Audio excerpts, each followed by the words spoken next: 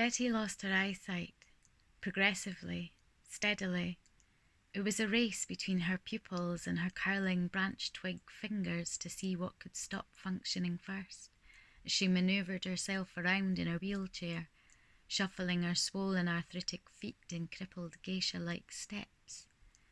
It's hard to watch someone turn to stone like that, seize up at awkward angles, limbs stacked up like drunken Jenga shapes. Her teeth bound together with gold wire, she held lightweight baby's cutlery to feed herself, chasing her food around the plate, guessing its whereabouts with childlike prods, her nose poised over its blurred outline like a curious beak.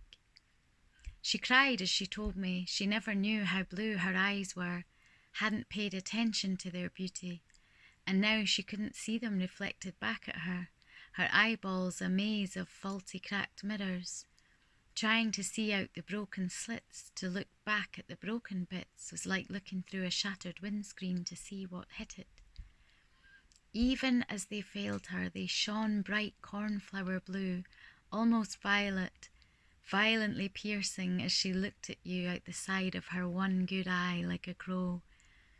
She never knew how fat I was until I held her hands up to my hips so she could feel the width of me, a little moment of honesty and intimacy between women at war with their own bodies.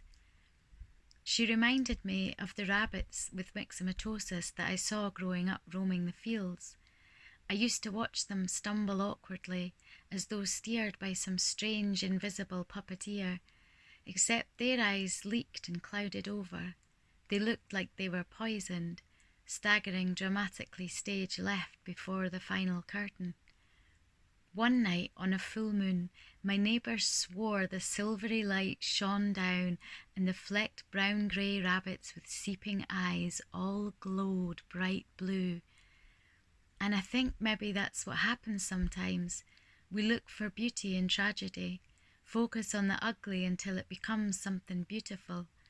This frail old woman evolving into a petrified tree with forget-me-nots for eyes, tinged with sadness, from never having looked long enough to fall in love with her own shade of blue.